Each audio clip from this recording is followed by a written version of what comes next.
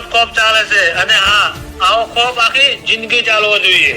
બસ તમારે કોઈથી ડરવાનું જ નહીં. અરે જો મયુરભાઈ, તમે અમારી સાથે છો તો અમારે કોનાથી ડરવાનું? અને જો મયુરભાઈ, આમ પણ અમે તમારા માણસો છીએ, એમ થોડા ડરશું. વાહ અશોક વાહ, જીગર તો આવી જ રાખવાની, કોઈના બાપથી નહીં ડરવાનું. અરે જુઓ ભાઈ, ડરવાની તો કોઈ વાત જ નહીં. તમારી સામે ગમે તેવી મેટર આવે તો એનો એન્ડ તો તરત જ આવી જશે. તો અમારે શેનું ડરવાનું?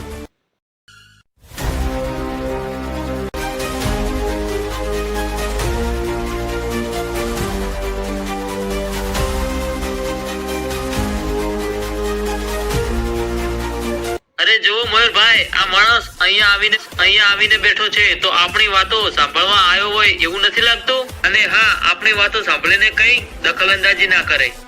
અરે જો અશોક, એ કઈ દખલઅંદાજી કરે એની પહેલા આપણે એને દાખલ કરી નાખે ને એવો કરી નાખીશું. તો ચાલો આપણે એની પાસે જઈએ.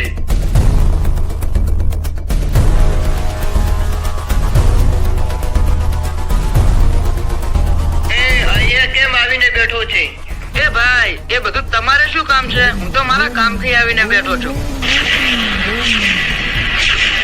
એ અશોક, આ લોહી બહુ ઉફાળા મારતું હોય એવું નથી લાગતું?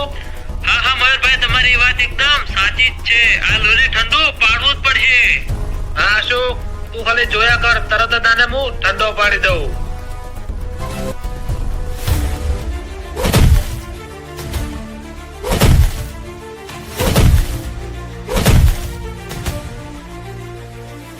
અરે તમારે જેટલે જાવ એટલે જાઓ, આ ઢોલનો બદલો તો હું લઈશ. એ એવું નહીં બોલવાનું. હા મને તો બહુ રી ચડે. બાપુ એન ફાયર જતો રે અહીંયાથી, નકે તારી પેઢી વિખરી નાખી. નીકળી જા.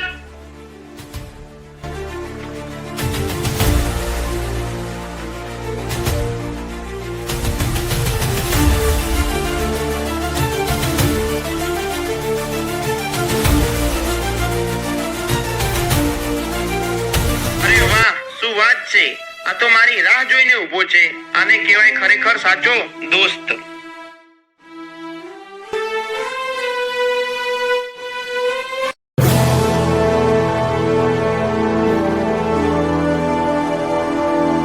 અરે અનિલ, હું તારી ક્યારનો રાહ જોઈને ઊભો છું. કેમ આટલી વાર લગાડી આવવામાં? અરે કઈ નહીં ભાઈ, થોડી વાર લાગી ગઈ આવવામાં. અરે કઈ વાંધો નહીં અનિલ, ચાલ હવે ઘેર જઈએ.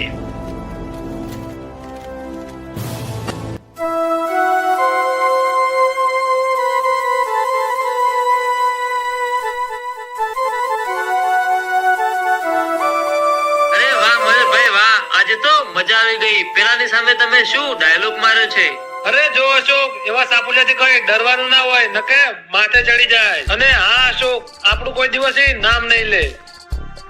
હા ભાઈ, એ વાત તો સાચી જ છે. અરે જો અનિલ, તું ઘણા દિવસો પછી મારા ગામમાં આવ્યો છે, એટલે ચાલ હું મારા ગામની મુલાકાત કરાવું.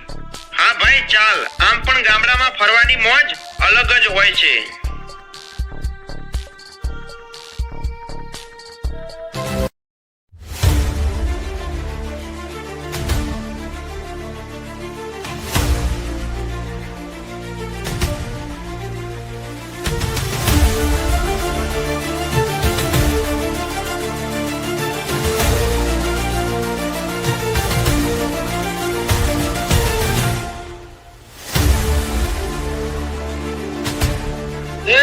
તું સવારમાં તો માંડ બચ્યો છે અને અત્યારે આ અજાણ્યા માણસ સાથે ફરે છે. ચૂપચાપ જતો રહે અહીંયાથી. અરે ચાલો ને ભાઈ, આપણે ઘરે જઈએ. અરે એ રોહિત, એમ થોડું ઘરે જવાય. મને તું વાત જણાવ પૂરેપૂરી. અરે જો ભાઈ, હું તને સવારે સ્ટેન્ડ પર લેવા આવ્યો હતો ને, સાંભળ.